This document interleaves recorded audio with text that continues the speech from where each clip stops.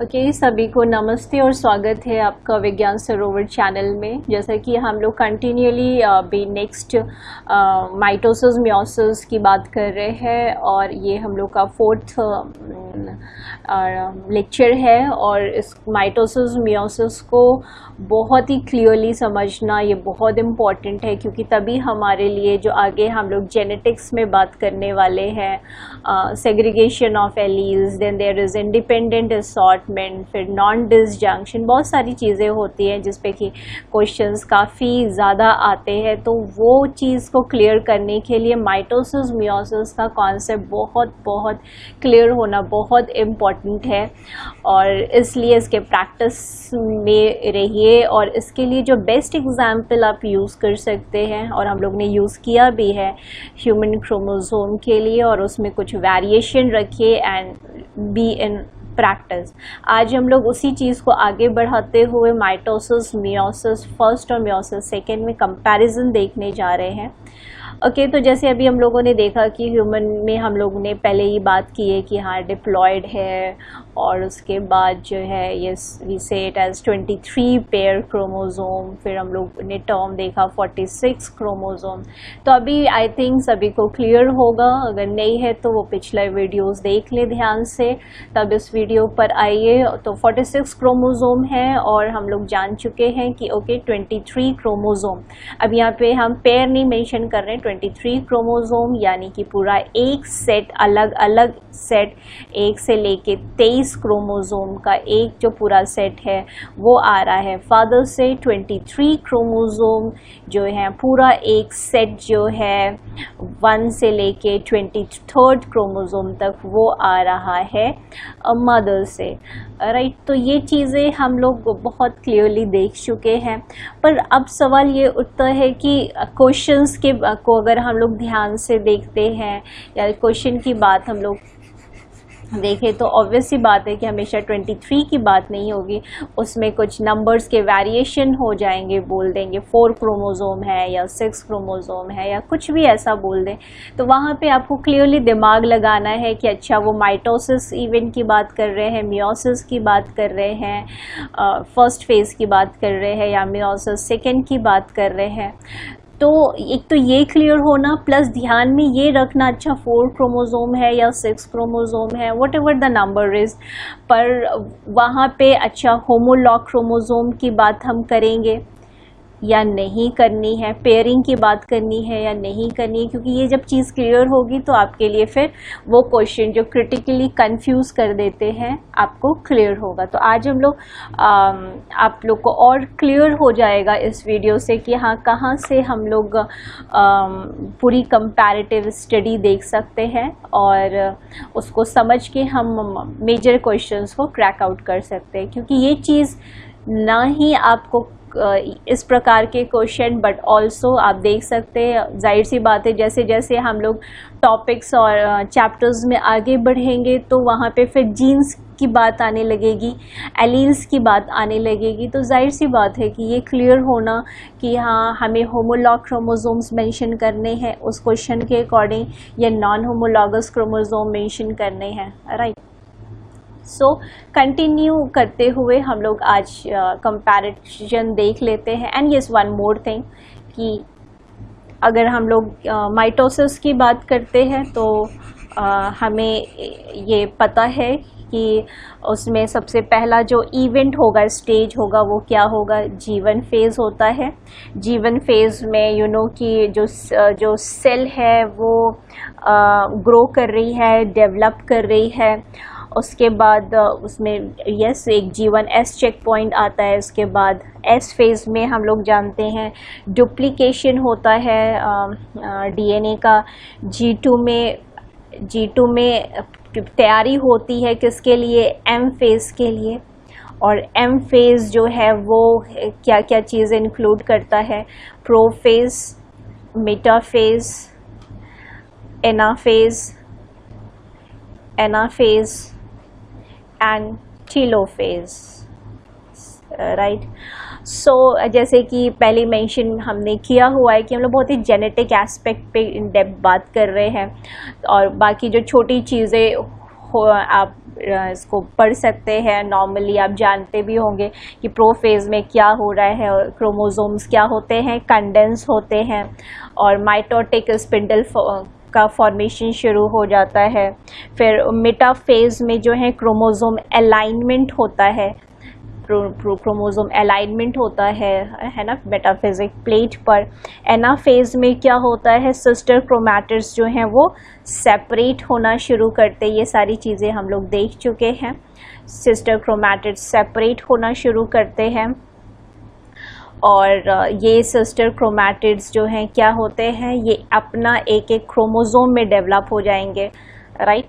और टेलोफेज में जो है न्यूक्लियर एनवलप का फिर से रीफॉर्मेशन होने लगता है। फिर साइटोकाइनेसिस इवेंट होता है, और साइटोकाइनेसिस इवेंट के बाद जो हमारी जो सेल थी, सपोज दिस डिप्लॉयड सेल, तो वो हमें क्या दे देगी, 2 सेल हमें मिल जाएंगे, right, in the form of daughter cells. Okay, तो ये एक क्लियर कट आइडिया होना चाहिए। और अगर हम लोग ये हम लोग ने देख लिया, रिकॉल कर लिया है, और अगर हम लोग मूव करें, देखते हैं माइटोसिस में हमें क्या देखने को मिलता है।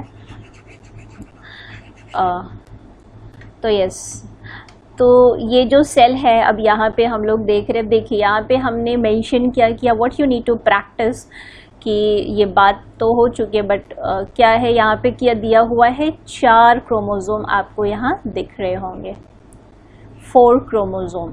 तो अभी अगर हमने आपको बोला कि यहाँ पे इस सेल में 4 क्रोमोसोम है, और ये सेल जो है ये पेरेंट सेल की तरह आप मानते हुए इसको माने कि this is a diploid cell, तो आपके दिमाग में तुरंत ये एक राइज होगा, क्योंकि 4 क्रोमोसोम है, तो हो सकता है कि यहाँ पे ये एक 1 from father, this 1 might be from mother, this is 2 and this is 2, या आप क्या बोलेंगे। अब देखिए यहाँ पे ही हमारा मकसद था कि आपको क्लियरिटी हो कि आप ऐसे, क्या आप ऐसे भी मेंशन कर सकते हैं कि दिस इज सपोज, मैं दूसरा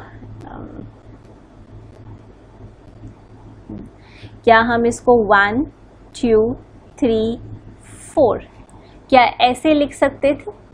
नहीं लिख सकते।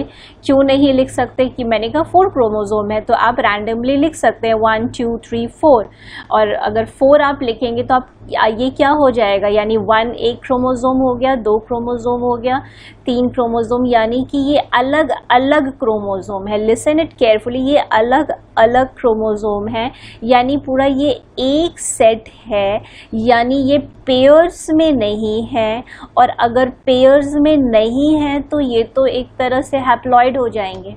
अगर हमने मेंशन कर दिया कि ये डिप्लॉयड है, तो जाहिर सी बात है कि फिर क्या होगा कि यानी ये एक जो, क्योंकि ऑब्वियस सी बात है क्वेश्चन में आपको बहुत अलग अलग अच्छे से ऐसे रेफरेंस नहीं देगा कि आप बहुत क्लियरली उसको आइडेंटिफाई करें, या कलर के अकॉर्डिंग नहीं देगा, बट आप डिप्लॉयड आपने देखा 4 है, तो yes you can use your brain कि एक ये जो है, ओके, द ब्लैक वन, एक यहाँ से होगा फादर से, और एक मदर से आया होगा क्रोमोसोम नंबर 1, और एक 2 होगा, मतलब पेयर में ही होंगे। अब वो चाहे 1 1 हो, 2 2 2 लिख दिया मैंने, या 3 3 4 4 लिख दीजिए, क्योंकि यहाँ पे हमें क्या मेंशन करना है, डिप्लॉयड लेवल दिखाना है। प्लॉयडी लेवल क्या है? डिप्लॉयड, यानी 2n। अगर पिछला और ये मैच आउट करें तो आप बहुत स्ट्रांग हो सकते हैं इन चीज़ों में, और फिर जो क्वेश्चंस क्रोमोसोम काउंटिंग या नंबरिंग पे आते हैं वो भी आपको क्लियर हो जाएगा। तो यहाँ पे अगर हम 1 2 3 4 लिख देते तो हम इसको क्या लिखते, एक सेट, पेयर नहीं है तो n ही लिखते, प्लॉयड ये एक सेट को डिफाइन करता है। अब इसमें हमने अगर हम 23 लिख देते तो आपको पता है, अगर इसीलिए मैंने कहा कि ह्यूमन क्रोमोसोम पर आपको प्रैक्टिस कर सकते हैं, कुछ वेरिएशन करके आप प्रैक्टिस कर सकते हैं। हालांकि किस तरह से प्रैक्टिस करना है हम लास्ट में या नेक्स्ट वीडियो में बताएंगे। ओके, सो ये आपके समझ में आना चाहिए कि ये चीज़ ऐसे हो सकती है।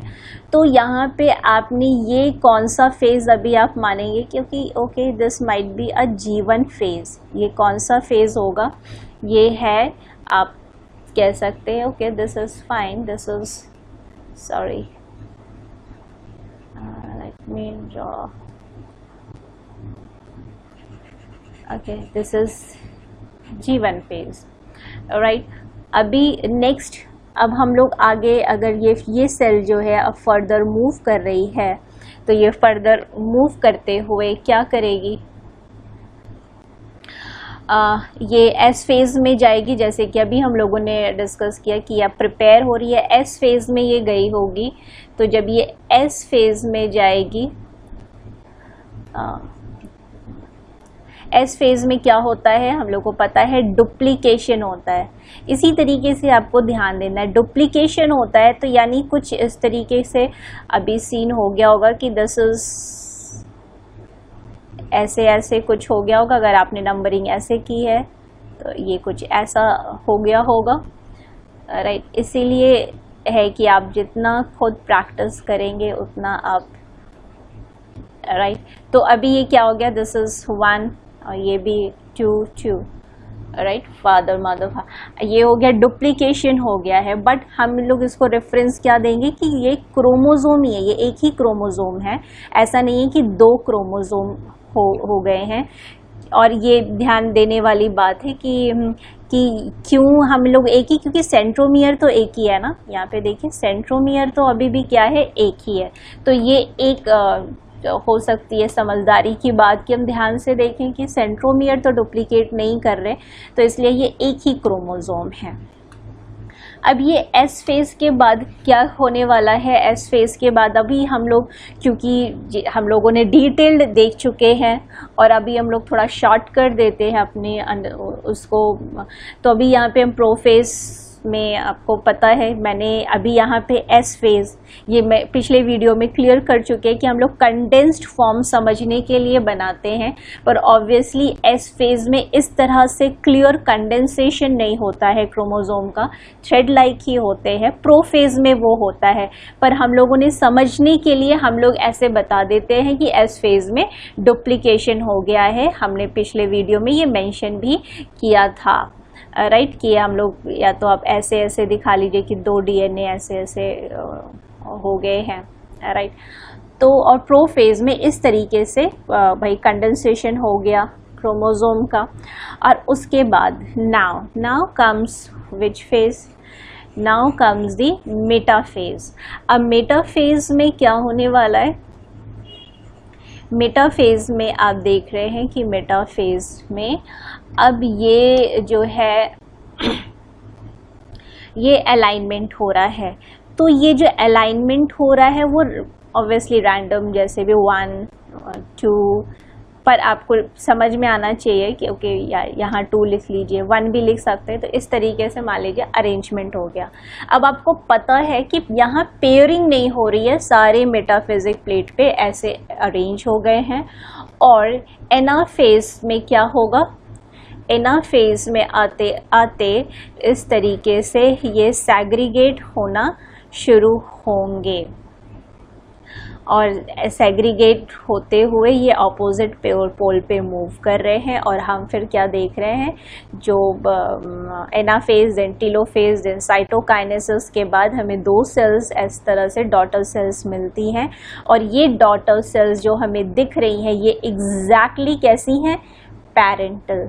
यहाँ पे देख रहे हैं आप ऐसी ही पैरेंटल, जो हम लोगों ने पिछले वीडियो में भी बात की थी, राइट। तो यहाँ पे भी आप क्या बोल सकते हैं कि यहाँ पे हमें क्या दिख रहा है, क्योंकि यहाँ पे भी हम लोग ने बोला ना डिप्लॉयडी लेवल चेंज नहीं हो रहा है। तो क्या मियोसिस में भी यही चीज़ होती है क्या, तो ये सारे बातों को ध्यान में रखना होता है। तो ये 1 1 2 2 हम लोग इस तरीके से क्या मेंशन कर सकते हैं, yes we can do it, okay. तो ये हो गया हम लोगों का माइटोसिस। अब बात आती है कि हम लोग जो मियोसिस पर मूव करते हैं,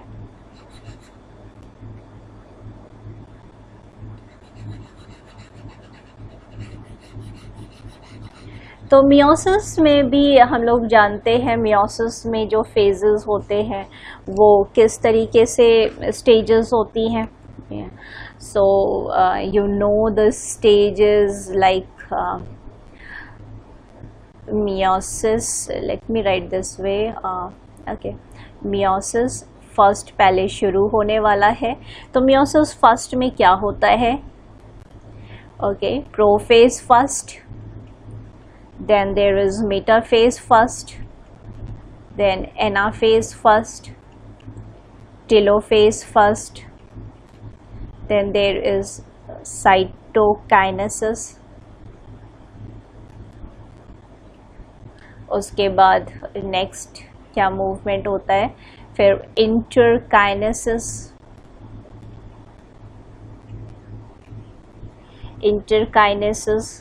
राइट. देन उसके बाद क्या होगा? मियोसिस सेकेंड हमारा स्टार्ट हो जाएगा. यानी यहाँ तक आते आते मियोसिस में हमें 2 सेल्स मिलेंगी और यही 2 सेल्स मियोसिस सेकेंड में कंटिन्यू करते हुए हमें प्रोफेज सेकेंड मिलेगा. देन हमें मिलेगा metaphase second, then anaphase second, telophase second, and then last cytokinesis. ये थोड़ी प्रैक्टिस इस तरीके से, हालांकि आपको पता है बट आपको थोड़ा प्रैक्टिस होना चाहिए, क्योंकि कभी कभी ये क्रोमोसोम या क्रोमैटिड या अमाउंट ऑफ डीएनए कैलकुलेट करने में फास्टली ये हेल्प करता है. सो ये ध्यान में आपको ज़रूर रहना चाहिए. सो हम लोग आगे अगर मूव करें तो प्रोफेज फर्स्ट में क्रोमोसोम वही कंडेंसेशन होता है.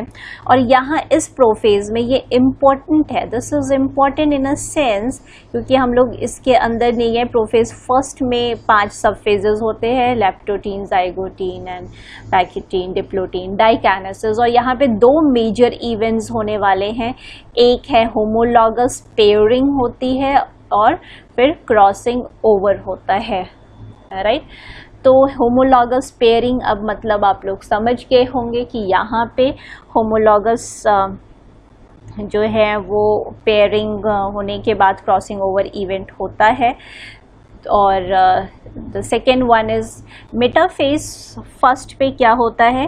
यही होमोलॉगस जो पेयर्स हैं वो अलाइन होते हैं, होमोलॉगस पेयर अलाइन होते हैं मेटाफिजिक प्लेट पे. और यहाँ पे फिर क्या होता है? सेपरेशन होता है होमोलॉगस क्रोमोसोम का. यहाँ पे सेपरेशन किसका होता है? होमोलॉगस क्रोमोसोम का.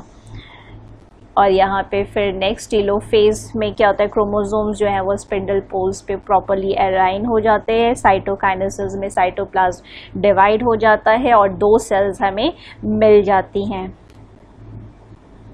राइट.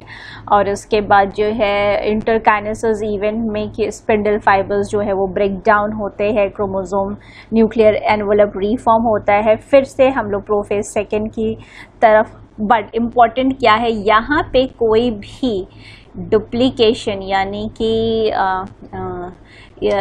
एस फेज यहाँ नहीं होता है. यहाँ पे मियोसिस फर्स्ट में आप ये कह सकते हैं कि जीवन के बाद एस फेज, G2 फेज और उसके बाद जो है ये प्रोफेज फर्स्ट स्टार्ट हो रहा है. यानी मियोसिस फर्स्ट में एक बार डुप्लीकेशन होता है, पर मियोसिस सेकेंड जब स्टार्ट होता है तो वहाँ फिर से दोबारा किसी भी प्रकार की डुप्लीकेशन या डीएनए सिंथेसिस नहीं होती है. फिर प्रोफेज सेकेंड में क्रोमोसोम फिर से कंडेंस होता है, स्पिंडल फाइबर्स जो है वो फॉर्म होते हैं, न्यूक्लियर एनवलप डिसइंटीग्रेट हो जाता है. मियोसिस सेकेंड में जो क्रोमोसोम्स हैं वो मेटाफिजिक प्लेट पे अलाइन होते हैं. क्रोमोसोम मेटाफिजिक प्लेट पे अलाइन होते हैं. अब देखिए यहाँ पे होमोलॉग टर्म नहीं जुड़ा है, सिर्फ क्रोमोसोम जुड़ा है. यहाँ पे क्या होता है? यहाँ पे होमोलॉगस पेयर टर्म जुड़ा है. तो ये डिफरेंस अराइज हो रहा है. एनाफेज में जो सिस्टर क्रोमैटिड मूव करते हैं, सिस्टर क्रोमैटिड ऑपोजिट पोल पे मूव होना शुरू करते हैं. यहाँ पे क्या था? होमोलॉगस क्रोमोसोम सेपरेट होते हैं, यहाँ सिस्टर क्रोमैटिड सेपरेट होते हैं, राइट. तो टेलोफेज सेकेंड, क्रोमोसोम जो है वही स्पिंडल ब्रेकडाउन, न्यूक्लियर एनवेलप रीफॉर्म्स ये, और cytoplasm, cytokinesis mean cytoplasm divide हो जाता है, और ये जो सेल्स थी ये क्या हो जाती हैं, हमें टोटल एक मियोटिक डिवीजन के बाद ये 4 सेल्स, टोटल सेल्स मिलती हैं। नाउ लेट्स सी क्या होता है। अब यहाँ पे देखिए फिर से मियोसिस फर्स्ट हमने बोला, मैंने आपको एक सेल दी और मैंने उसमें मेंशन किया 4 क्रोमोसोम है, गुड। डिप्लॉइड सेल है, डिप्लॉइड सेल है तो आप वैसे ही सोचेंगे ओके सभी ब्लैक में, आप कुछ समझ नहीं सकते तो अपने अकॉर्डिंग 1 1 इस तरीके से मैंने नंबरिंग कर दी। उसके बाद ऑब्वियसली नेक्स्ट फेज़ आ रहा है, ये क्योंकि ये अभी जस्ट पेरेंट सेल थी, जीवन में प्रिपरेशन हुआ होगा, एस फेज़ में रेप्लिकेट की होगी, मैंने कंडेंस्ड फॉर्म ही बनाया है यहाँ पे। तो एस फेज़ के बाद मान लेते हैं ये फेज़ जो है ये प्रोफेज़ फर्स्ट है और हमें इस तरीके से दिख रही है। तो ये सब ये चारों ही रेप्लिकेट कर चुकी है। नाउ दे आर, अब नाउ इम्पॉर्टेंट पॉइंट, अब यहाँ पे हमारे लिए बड़ा इम्पॉर्टेंट पॉइंट क्या आ रहा है, यहाँ पे आप देख सकते हैं कि ये मेटाफेज फर्स्ट माइटोसिस का है और ये मेटाफेज जो है वो किसका है, ये मेटाफेज माइटोसिस का है और ये मेटाफेज फर्स्ट है, मेटाफेज फर्स्ट है मियोसिस का।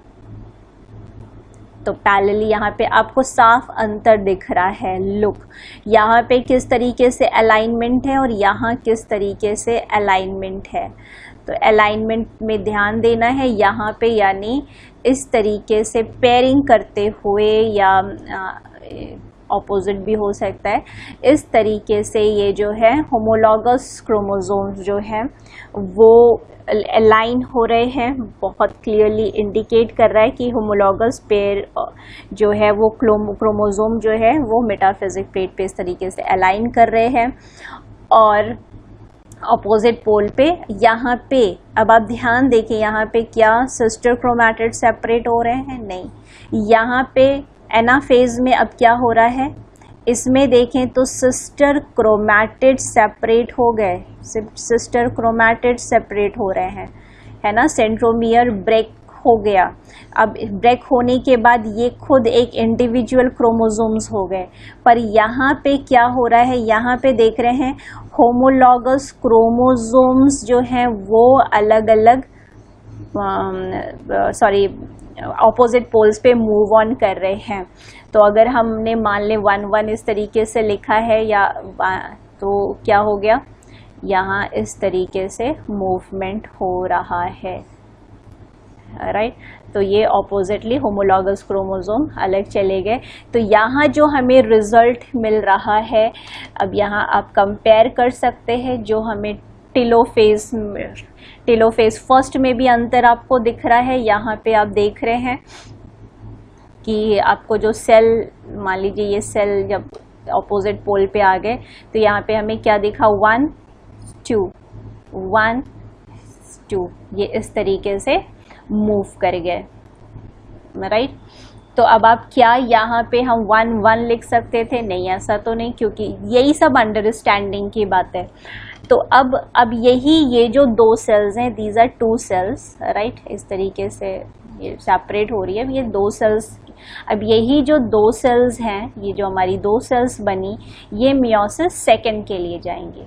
अब डायरेक्टली मियोसिस सेकेंड में मैंने और स्टेप्स स्किप कर दिए हैं, हमें पता है वहाँ पे फिर से G1 होता नहीं, एस फेज होता नहीं, G2 होता नहीं, सीधे प्रोफेज 2 हो रहा है।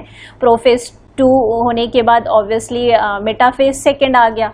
मेटाफेज सेकेंड में हम लोग बस वही अलाइनमेंट देख रहे हैं। तो अलाइनमेंट आप देख रहे हैं, यानी दोनों क्रोमोसोम का ये 1 2 1 2 आप देख रहे हैं, सर ये 1 ही है, 1 है ना। आप देख रहे हैं एक ही साथ इस तरीके से अलाइनमेंट हो रहा है। और ये आपका एनाफेज जब होगा तो क्या होगा, ब्रेक ऑफ हो रहे हैं। अब ये सब क्या है, एक 1 आ गया, 1 आ गया, राइट, 2 आ गया, 2 आ गया, ओके, मूव कर रहे हैं 1 2 1 2। अब आप अगर देखें तो यहाँ पे हमें क्या दिख रहा है, इस सेल में हमें क्या दिख रहा है, यहाँ पे हमें दिख रहा है ये, अगर हम नंबरिंग करें 1 2, क्योंकि ये एक सेल बनेगा और ये एक सेल बनेगा, ठीक है। तो ये क्या हो गया 1 2 1 2 1 2। तो अब आप अगर मैच करें यहाँ पे तो हमें पता है मियोसिस सेकेंड जो है उसमें जो मेटाफेज पे जो अलाइनमेंट हो रहा था वो बिल्कुल ऐसे, यहाँ पे मैंने अलाइनमेंट इस तरीके से दिखाया है, वो आप एक ही बात है, चाहे आप यहाँ पे मैंने स्पिंडल फॉर्मेशन यहाँ से दिखाया है, इसमें यहाँ से दिखाया है, आप भी चाहे वैसे, मतलब ये और ये जो है ऑलमोस्ट सेम है ना, मतलब यहाँ पे इस तरीके से ये अलाइनमेंट्स दिखाए हैं। और एनाफेज में हमें क्या रिजल्ट आ जाएगा 1 2, इस तरीके से सेपरेशन हो गया। अब हम लोग देखिए यहाँ पे जो हमें दिख रहा है, यहाँ पे दिखा था हमें, यहाँ पे तो 1 1 2 2 यानी डिप्लॉयड लेवल 2n मेंटेन रहा, क्योंकि 1 का पेयर 1 आया था यहाँ पे, तो माइटोसिस के बाद हमारा 2n मेंटेन रहा। 2n हम रिस्पेक्टिवली बोलते क्यों है ना, हर बार 46 23 लेके नहीं चलेंगे, यहाँ पे सिर्फ 4 की बात हो रही है, तो 1 1 2 2 की वजह से 2n बोल रहे हैं, क्योंकि हर सेट का एक पेयर दिख रहा है, तो एकदम पैरेंटली है, इसलिए माइटोसिस के बाद हमें वैसे ही मिलते हैं। पर यहाँ पे हमारा क्या हो गया है, यहाँ पे 1 1 मिल रहा है, यानी 1 2 यानी एक सेट मिल रहा है जो कि पेयर में नहीं है, तो ये n हो गया, ये भी पेयर हमें नहीं मिल रहा है, n हो गया n, यानी कि रिडक्शन पूरा हो चुका है, पहले ही हो चुका था, राइट। तो इस तरीके से हैप्लॉइड गैमेट्स हमें मिल रहे हैं, हैप्लॉइड गैमेट्स हमें मिल रहे हैं। तो this should be very very clear कि हमें क्या मेंटेनेंस है, क्या अंतर है। तो जितना आप इसमें परफेक्ट होंगे, आगे क्वेश्चन सॉल्व करने में बहुत बहुत हेल्प मिलने वाली है।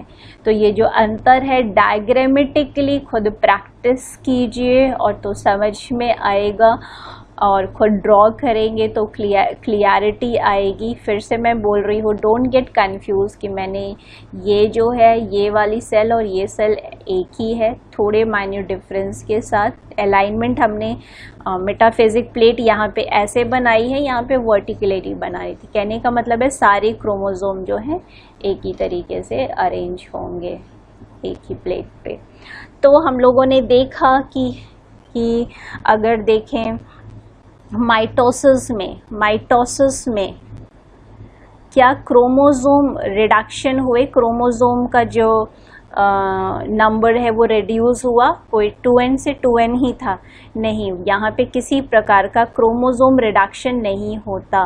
पर मियोसिस फर्स्ट और मियोसिस सेकेंड में हम लोग देखें तो मियोसिस फर्स्ट में क्रोमोसोम रिडक्शन होता है, पर मियोसिस सेकेंड में नहीं होता है ना। यहाँ पे हम देख रहे हैं, यहीं पर ही आप देख सकते हैं, देखिए यहाँ पे जब ये मियोसिस फर्स्ट का ही आपको टेलोफेज ये दिखा रहा है, ये 2 सेल्स ही हैं, तो इन 2 सेल्स के पास क्या है, एक 1 है, एक 2, 1 2 1 2, यानी पेयर में नहीं है, यानी कि ये भी हैप्लॉइड है। बस अंतर क्या है कि यहाँ पे डुप्लीकेटेड क्रोमोसोम है।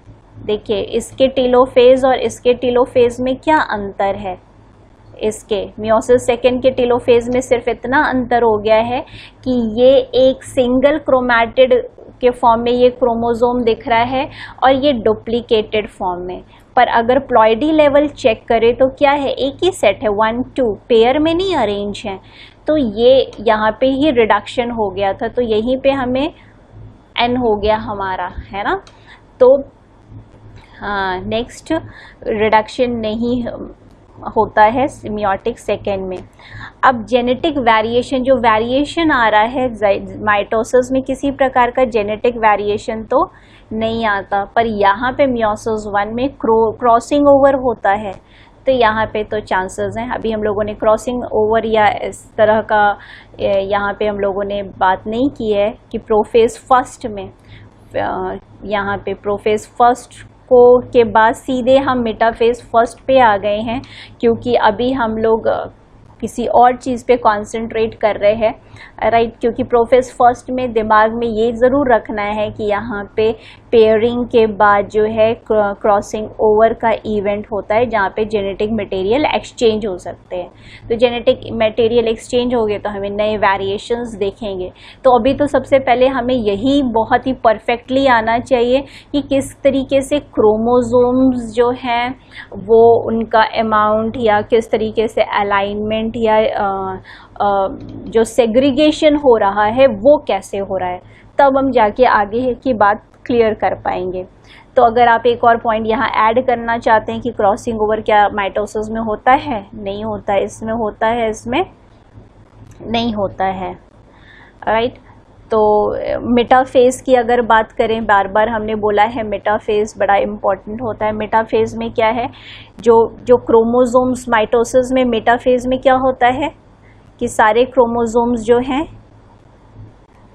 इस तरीके से एक ही यहाँ पे अलाइन हो जाते हैं प्लेट पे, ठीक।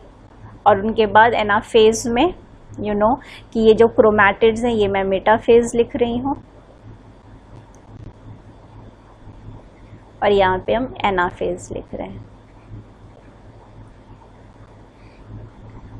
एनाफेज में क्या हो जाता है, क्रोमैटिड्स सेपरेट हो जाते हैं। देख भी लिया आप लोगों ने। पर मियोसिस सेकेंड में क्या होता है, मेटाफेज में मियोसिस सेकेंड में क्या होता है, जो होमोलॉगस पेयर होंगे वो आके इस तरीके से अलाइन हो जाते हैं, ठीक। और फिर उसके बाद एनाफेज में यही होमोलॉगस क्रोमोसोम ऑपोजिट पोल्स पे इस तरीके से मूव करने, होमोलॉगस क्रोमोसोम सेपरेट होते हैं। यानी यहाँ पे पेयर में इस तरीके से अलाइनमेंट होता है। और यहाँ मियोसिस सेकेंड भी बिल्कुल वैसा ही होगा कि यहाँ पे जो क्रोमोसोम अलाइनमेंट है वो मेटाफिजिक प्लेट पे ऐसे ही रहेगा। इस डायग्राम में हमने इसको आप ऐसे भी बना सकते हैं,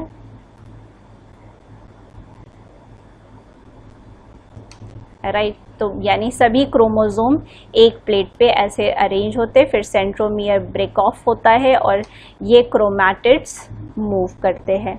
तो यानी यहाँ पे फिर एनाफेज में सेम वे क्रोमैटिड सेपरेट होता है।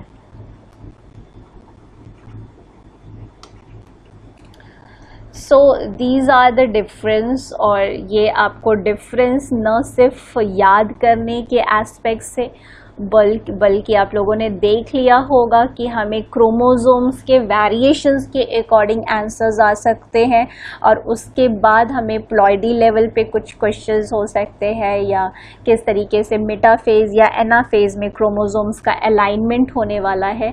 उस प्रकार से माइटोसिस और मियोसिस फर्स्ट मियोसिस सेकेंड में बात की जा सकती है। तो माइटोसिस हमारा एक इक्वेशनल डिवीजन कहलाता है, राइट। क्रोमोसोम नंबर पे कोई फ़र्क नहीं पड़ रहा। मियोसिस फर्स्ट में क्रोमोसोम रिड्यूस हो जाते हैं, तो ये हमारा रिडक्शनल डिवीजन कहलाता है।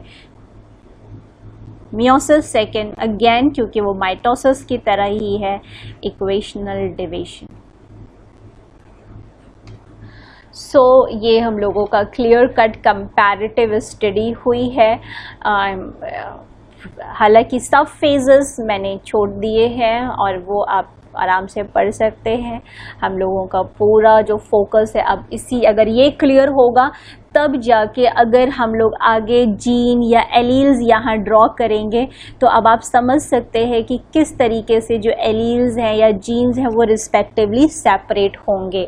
तो मियोसिस को इतने डेप्थ में पढ़ने का जो एक एस्पेक्ट है या मकसद है वो अब शायद आप लोगों को क्लियर हो चुका होगा। आगे आप लोगों को कुछ सैम्पल क्विज प्रोवाइड कराए जाएंगे और उसको आप कैसे ले सकते हैं वो अभी मेंशन किया जाएगा नेक्स्ट वीडियो में।